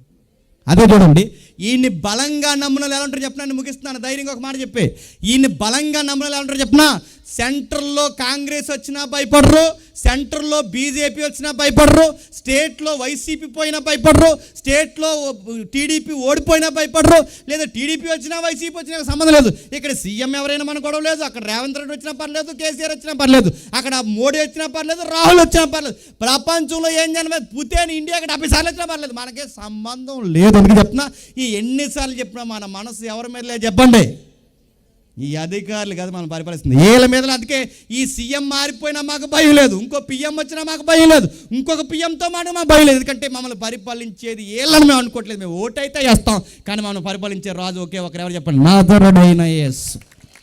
అందుకే ఈ నోటి పదం మనం బెంగెట్టుకోం. మా నాయకుడు ఓడిపోయాడు, రేపు నుంచి పథకానికి కొబ్బరి సెట్ ఎక్కం దూకడానికి, గెలితే లేదు మనం, ఎందుకంటే ఒకరిని ఎక్కించేవాడు ఆయనే చెప్పండి, ఒకరిని దించేవాడు ఆయనే. మేము ఈ పరిపాలన కింద లేవు, ఈ రాజుల్ని పరిపాలించే చెప్పండి, ఆ రాజు కింద ఉన్నాం. ఈ పాయింట్ కొరకు వచ్చారు ఎవరు చెప్పండి, తూర్పు దేశపు జ్ఞానులు. అయ్యా ఈ రాజు పరిపాలన మాకు కావాలి, మా పరిపాలనలో సరి అయిన మాకు వనరులు అందట్లేదు, మాకు ఈ రాజు కావాలన్న రాజుని ఎత్తుకుని వస్తే ఆ రాజు భుజాల మీద ఏ భారం పెట్టుకుని ముట్టాడు చెప్పండి. ఈ ప్రపంచంలో ఎక్కడెక్కడ అన్యాయం జరుగుతుందో, ఎక్కడెక్కడైతే పేదలకు అన్యాయం జరుగుతుందో ప్రతి ఒక్కరిని సమానంగా మార్చడానికి ఈ రాజకీయ భారాన్ని భుజాల మీద పెట్టుకుని పుట్టిన వ్యక్తే ప్రభు అయిన యేసుక్రీస్తు. అది క్రిస్మస్. అందుకే మనుషులకు ఆయన ఎక్కడుంటే అక్కడ భూమి మీద మనుషులకి సమాధానం ఆయన బట్టి సర్వోన్నతమైన స్థలంలో చెప్పండి. మహిమ ఆయన ఎక్కడొస్తే అక్కడ కుల గొడవలు ఉండవు, ఆయన ఎక్కడుంటే అక్కడ మత గొడవలు ఉండవు, ఆయన ఎక్కడుంటే అక్కడ క్రైస్తవం ఏం చేస్తే చెప్పినా ఇతరులను ప్రేమిస్తుంది. మీకు అర్థమైతే మేము చెప్తున్నాను, ఇది నిజమైన క్రిస్మస్ అని ఆ రాజు కింద ఉన్న వాళ్ళని మీకు అర్థమైతే ఈ క్రిస్మస్కి మీరే వండేసుకుని తినేయకండి, లేని వాళ్ళకి పెట్టండి. ఈ క్రిస్మస్కి ప్రతి ఏడాది మీకు మీరే కొత్త బట్టలు వేసుకుని తిరిగేయకండి, కనీసం ఆ పాత బట్టలైనా ఎవరికైనా ఇవ్వండి. రాజు ఎప్పుడు సంతోషిస్తారు చెప్పినా పేద ప్రజలు చెప్పాలి. ఒక అడుక్కుని ఆయన అంటున్నాడు, ఈ నెలలో మాకు కొత్త దుప్పట్లు వస్తాయి, ఈ నెలలో మాకు కొత్త ఆహారం వస్తుంది, సంవత్సరం నుంచి తిన్న బిర్యానీ పలావ్ కూడా మాకు దొరుకుతుందంటే ఆ పేదోడు అన్న మాట చెప్పినా ఎందుకు వస్తుందని అడిగితే ఈ నెలలో రాజు పుట్టాడు అందుకు వస్తాయి.